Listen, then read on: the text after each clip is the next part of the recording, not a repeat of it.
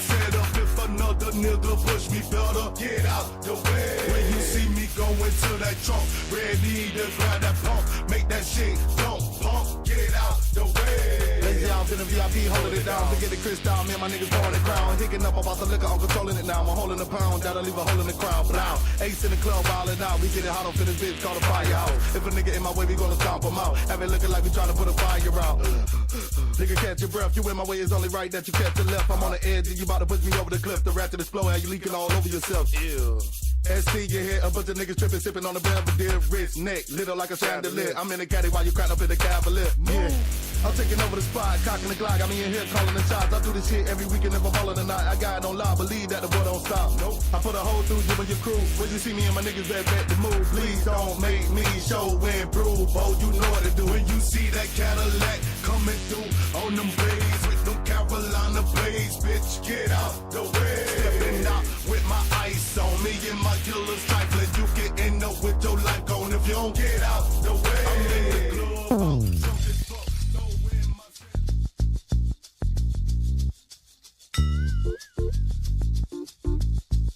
Welcome back to the Doug Stewart Show. Woke up one morning out some bomb ass cock. My dick kinda limp, so I cruise around the block. Call my cousin Snoop as I swoop in the coupe. Stop by my homie Blue House to puff on the loop. See my little homie Style, who I ain't seen in a while. Damn, they gon' floatin' on cloud 19. Liquor store, so I grab some mixed gin and juice. Got a quarter pound of buzz, so I'm fucked up too. 7, 8, 9, 10, 11, 12, buzz off in the crib. Because I'm all in. Conversated, then I check the whole out. Welcome back to the show. This is a Tribute Tuesday. The Above the Rim soundtrack. The number to the show is 404-382-0338. You can also email me at Doug@thedougstewartshow.com. The Above the Rim soundtrack 1994. So let me run through these winners for the individual awards for the NBA awards last night on TNT. And you're listening to the Doug Stewart Show. So Russell Westbrook won the MVP award, Defensive Player of the Year. Draymond Green, we already mentioned both of those. The Coach of the Year. All right, so let's kind of remember my predictions for these awards and keep a tally of how good I did in my prognostication. For Coach of the Year, the winner was Mike D'Antoni. Give me a check mark for that. I picked Mike D'Antoni to win it, or I thought that he was going to win it. Most Improved Player of the Year award. Give me another tick mark as Giannis Antetokounmpo, a.k.a. the Greek Freak from the Milwaukee Bucks. He won the Most Improved Player of the Year award. So I'm 2 for 2. Sixth Man of the Year award went to Eric Gordon from the Houston Rockets. The other guys in the award, the nominees for the award were Andre Iguodala from Golden State and Lou Williams, who also played for the Houston Rockets. I saw somebody mention yesterday in the chat room that they had two guys up for the Sixth Man of the Year award that played on the same team. And remember, Lou Williams was playing for the Lakers earlier in the year before the trade deadline and then got traded to Houston. And so I guess Eric Gordon became a starter maybe the second half of the season because of injury or something like that. And Lou Williams, I think, continued to come off the bench. I'm pretty sure he continued to come off the bench for the Houston Rockets. So I got that one wrong. The Rookie of the Year, it went to Malcolm Brogdon. So I was wrong on that one as well. I thought that they would give it to Joel Embiid. The problem with Joel Embiid is he's been out of college basketball for 3 years. And I thought they would, kind of ignore that because they made a point to talk about in the voting and stipulate or say that he was still classified as a rookie because he had injuries his first couple of years, didn't play a minute for the Philadelphia 76ers, and this was his first year that he played basketball, played half of the season, played phenomenally. If you said that he was a real rookie in the same sense as all the other rookies, clearly he was the best player, but I guess the voters used common sense. It was like, nah, we're going to give it to this Brogdon kid, which I continue to say about him. I watched him a lot when he was at Virginia in the ACC. I think he was ACC Player of the Year maybe 2 years, and don't quote me on that. I might be wrong on that, but I'm pretty sure he was ACC Player of the Year at least 1 year. A solid player, but I thought he would at best be a role player or maybe a guy trying to hang on to a team In the NBA, really not that great of an athlete, not that much foot speed or whatever, but he has really proven a lot of people wrong, as he had a great year this year, man. I talked about his averages and assists and points or whatever, some of the best amongst the rookies this year. Let's see what else we got. NBA Cares Community Assist Award goes to Isaiah Thomas. NBA Hustle Award, Patrick Beverly. He's a nuisance. Tawan Stokes Teammate of the Year, Dirk Nowitzki. Executive of the Year, Bob Myers for the Golden State Warriors. Sager Strong Award. These are some of the, secondary awards that they made up kind of this year for this award ceremony. Sager Strong Award went to Monty Williams. If you saw the award show last night, real heart tugger of a story. Monty Williams and his wife died in a tragic accident, and the courage that he's shown all year long, man. And it seems like everybody in the NBA loves Monty Williams, man, from the San Antonio Spurs. NBA Lifetime Achievement Award went to Bill Russell.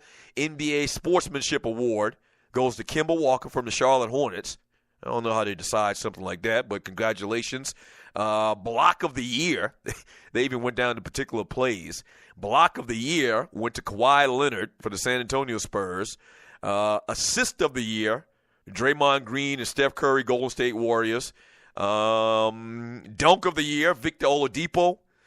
Game Winner of the Year, Russell Westbrook. Performance of the Year, Best Single Game Performance in the regular season went to Klay Thompson of the Golden State Warriors. Best Playoff Moment, Kevin Durant, Golden State Warriors.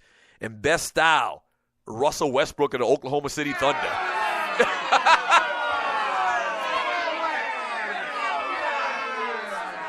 Studio audience don't even like that. So I guess Russell Westbrook and Draymond Green shops at the same damn stores, I guess.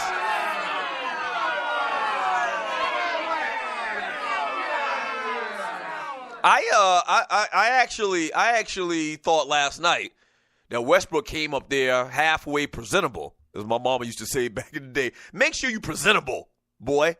So I thought he was presentable last night. He had on his little shades, which is nighttime. Okay, that's fine. I guess that's what you do when you're a big-time star.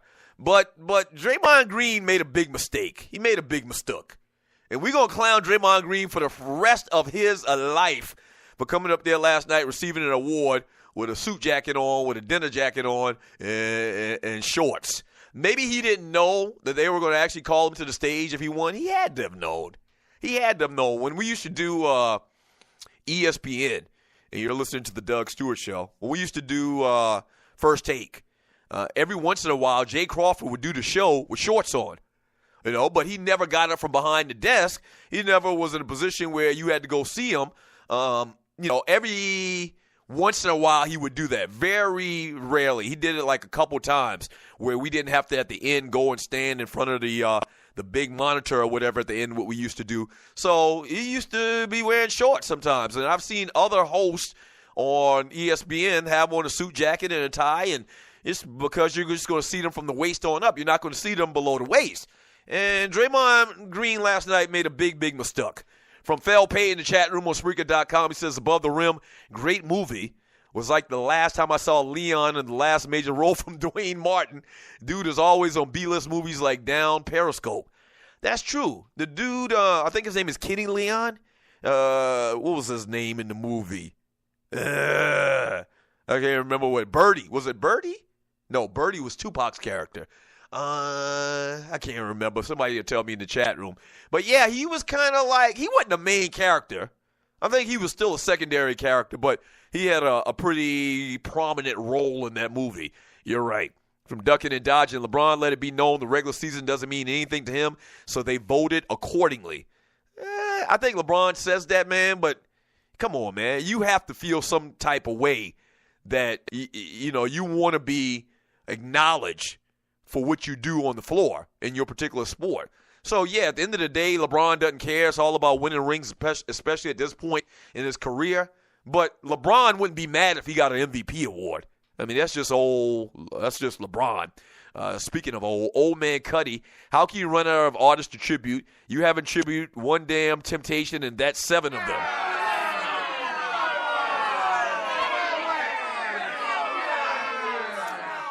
from that ninja in the chat room on Spreaker.com, Morning Ninja. He says, considering the media votes on the MVP, I don't think it's healthy to consider yourself validated based on the opinion of immoral people, even without the award this season, is no less legitimate. Yeah, got you. Let's see. From Leonard's son, eyeing third title, knowing NBA will rerun the award show a million times, is it worth watching? Nah, not really. I mean, you already know who the winners are. It's almost like a documentary. Like, you really, something where you really know what happened. You already know the outcome. This is almost like a game and you know the outcome. Like, whenever you watch a game live, or when you miss watching a game live, you always avoid the media and social media because you want to go back and watch it home on demand or whatever and see it live for yourself. Same type of thing. You know the outcome. You know who the winners were. Would I go back and watch it again now? Probably not. Probably not, to be honest with you. From LD, he says, Duncan, is there a hierarchy to you of regular player, star, superstar in the NBA? Yeah, there is to me. There's a superstar category. The superstar category is LeBron. Let me think. Who else is in that superstar category right now?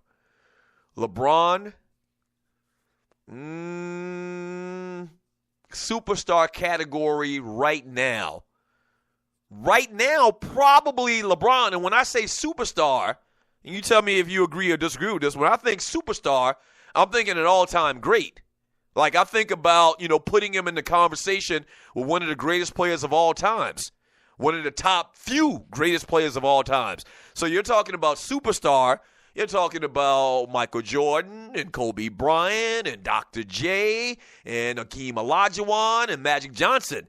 Superstar is the only person I can think of right now off the top of my head that I put in that category would be LeBron. Star, Steph Curry, and maybe Steph Curry might be put in that conversation, to be honest with you.